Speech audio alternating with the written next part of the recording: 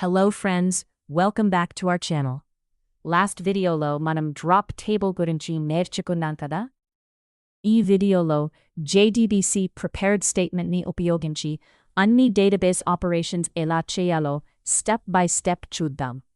ఈ ఒక్క prepared స్టేట్మెంట్తో table create చేయడం, వాల్యూస్ ఇన్సర్ట్ చేయడం, అప్డేట్ చేయడం, డిలీట్ చేయడం, టేబుల్లో ఉన్న రికార్డ్స్ని సెలెక్ట్ చేయడం, అవసరమైతే టేబుల్ని డ్రాప్ చేయడం అన్నీ ఎలా చేయాలో సింపుల్గా నేర్చుకుందాం. మరి ప్రిపేర్డ్ స్టేట్మెంట్ని ఎందుకు ఉపయోగిస్తాం? ఎందుకంటే ఇది స్టేట్మెంట్ కంటే ఎక్కువ సెక్యూర్గా ఉంటుంది. SQL ఇంజెక్షన్ వంటి అటాక్స్ని ప్రివెంట్ చేయడంలో హెల్ప్ చేస్తుంది. అలాగే ప్లేస్ హోల్డర్స్ ఉపయోగించి వాల్యూస్ని డైనామికలీ పాస్ చేయొచ్చు. అందువల్ల కోడ్ కూడా క్లీన్గా రీయూజబుల్గా ఉంటుంది. So let's get started with the code. First మనం ప్రిపేర్డ్ స్టేట్మెంట్ ఉపయోగించి టేబుల్ని ఎలా క్రియేట్ చేయాలో చూద్దాం. ముందుగా ప్రిపేర్డ్ స్టేట్మెంట్ ఆబ్జెక్ట్ని క్రియేట్ చేద్దాం. ఈ మొత్తం SQL క్వెరీని ప్రిపేర్డ్ స్టేట్మెంట్ ఆబ్జెక్ట్ PSలో స్టోర్ చేస్తున్నాం. తరువాత కాన్ అనే కనెక్షన్ ఆబ్జెక్ట్ ద్వారా ఈ క్వెరీని డేటాబేస్కి కనెక్ట్ చేస్తున్నాం. ఇక్కడ ప్రిపేర్ స్టేట్మెంట్ మెథడ్లో మనం ఎగ్జిక్యూట్ చేయాలనుకున్న SQL క్వెరీని డైరెక్ట్గా పాస్ చేస్తున్నాం. తర్వాత system.out.println created successfully. ఈ లైన్ కాన్సోల్లో క్రియేటెడ్ సక్సెస్ఫుల్లీ అనే మెసేజ్ని ప్రింట్ చేస్తుంది. అంటే టేబుల్ సక్సెస్ఫుల్లీ క్రియేట్ అయిందని ఇండికేట్ చేస్తుంది. PS execute update. ఈ ఎగ్జిక్యూట్ అప్డేట్ మెథడ్ SQL క్వెరీని డేటాబేస్లో ఎగ్జిక్యూట్ చేస్తుంది. ఇక్కడ మన క్వెరీ క్రియేట్ టేబుల్ కాబట్టి SQL డేటాబేస్లో స్టూడెంట్ అనే టేబుల్ క్రియేట్ అవుతుంది. చివరిగా PS క్లోజ్. ఈ లైన్ ద్వారా ప్రిపేర్డ్ స్టేట్మెంట్ ఆబ్జెక్ట్ని క్లోజ్ చేస్తున్నాం. ఇలా చేయడం వల్ల డేటాబేస్ రీసోర్సెస్ రిలీజ్ అవుతాయి. ఇప్పుడు కోడ్ని రన్ చేసి చూద్దాం. మనకి స్టూడెంట్ టేబుల్ సక్సెస్ఫుల్లీ క్రియేట్ అయింది. ఇప్పుడు SQL కమాండ్ ప్రాంప్ట్ని ఓపెన్ చేసి యూజర్నేమ్ మరియు పాస్వర్డ్ ఇచ్చి డేటాబేస్కి కనెక్ట్ అవుదాం. తర్వాత టేబుల్ క్రియేట్ అయిందో లేదో వెరిఫై చేయడానికి SQL DESC స్టూడెంట్ అనే కమాండ్ని ఎగ్జిక్యూట్ చేద్దాం. చూడండి, స్టూడెంట్ టేబుల్ స్ట్రక్చర్ డిస్ప్లే అయింది.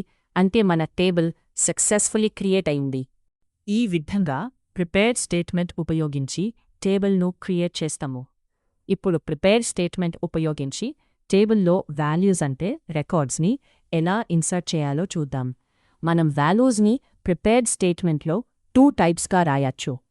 Type 1 insert into student SNO SNAME address values // type 2 insert into student values //. ముందుగా టైప్ 1 ఎలా ఉపయోగించాలో చూద్దాం. ఇందులో టేబుల్ నేమ్ తర్వాత కాలమ్ నేమ్స్ను స్పష్టంగా ఇవ్వడం వల్ల ఏ కాలంలో ఏ వాల్యూ ఇన్సర్ట్ అవుతుందో సులభంగా అర్థమవుతుంది. ఇప్పుడు సెట్ ఇంట్ అని మరియు సెట్ స్ట్రింగ్ మెథడ్స్ ఉపయోగించి ప్లేస్ హోల్డర్ స్థానంలో వాల్యూస్ను పాస్ చేద్దాం. ps.setInt1 101, ps.setString2 రాము, ps.setString3 హైడ్.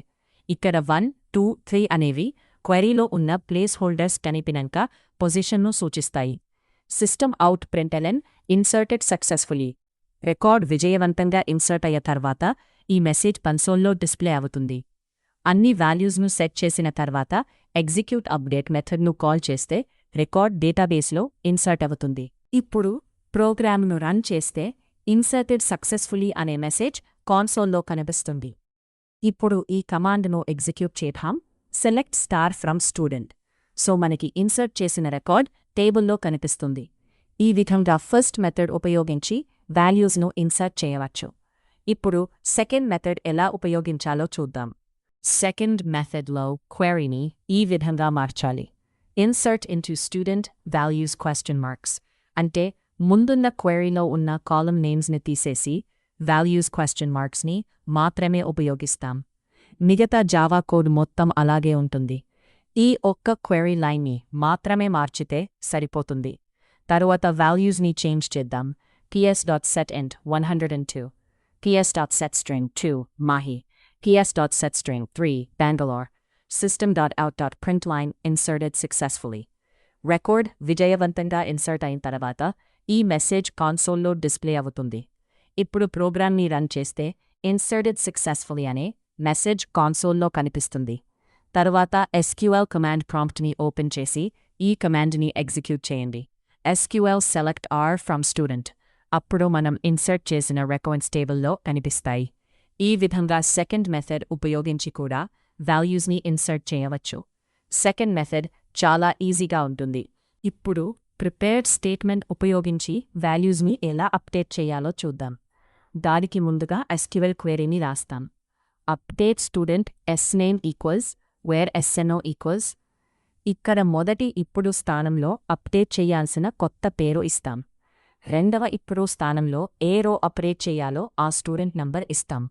తర్వాత సెట్ స్ట్రింగ్ మరియు సెట్ ఇంట్ మెథడ్స్ ఉపయోగించి వాల్యూస్ని సెట్ చేస్తాం. ప్రోగ్రామ్ రన్ చేసిన తర్వాత కన్సోల్లో అప్డేటెడ్ సక్సెస్ఫుల్లీ అనే మెసేజ్ కనిపిస్తుంది. చివరగా ఎగ్జిక్యూట్ అప్డేట్ మెథడ్ని కాల్ చేస్తే రికార్డ్ అప్డేట్ అవుతుంది.